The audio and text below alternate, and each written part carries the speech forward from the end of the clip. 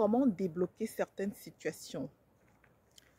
Alors, si tu as l'habitude de vivre certaines situations que tu ne comprends pas, cette vidéo est pour toi. Écoute jusqu'à la fin. Je suis Chriska, formatrice, voilà, entrepreneur e-commerce.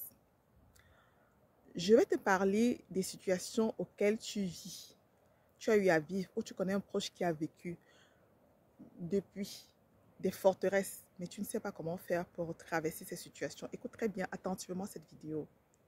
Elle sera très courte, mais écoute bien. Voici la chose que tu dois faire. La première chose, c'est d'aller checker et de voir c'est quoi la source de ce problème. C'est de voir si ce n'est pas un problème générationnel, un problème que tes parents ont vécu, tes grands-parents ont vécu. Si ce n'est pas un hôtel qui a été bâti pour détruire toute la descendance, pour détruire toute la lignée, c'est la première des choses que tu as fait. Donc, va mener les enquêtes. Va mener les enquêtes. Voilà, pourquoi est-ce que tu vis ça? Mène les enquêtes. La deuxième chose qu'il y a à faire, c'est maintenant être sûr que ce que tu vas réclamer là, tu as droit. Ça veut dire quoi? Ça veut dire quoi? Être enfant de Dieu. Un enfant de Dieu connaît son identité. Ça veut dire que tu connais quels sont tes droits et sont tes devoirs. C'est-à-dire que tu as accepté, tu as fait ces prières de salut, voilà ta nouvelle licence et consort. Oui, oui. Et tu vis une vie de consécration. Tu as consacré ta vie à Dieu. Tu vis une vie de sanctification. Voilà. Tu es sûr de marcher comme il demande. Et tu as le renouvellement de l'intelligence, le renouvellement de la pensée. Voilà. Parce que si tu fais tout ça et que tu te vois comme cette personne qui était toujours dans ce problème, dans ce blocage, tu vivras toujours ce problème et ce blocage-là, même si tu as trouvé c'était quoi le problème.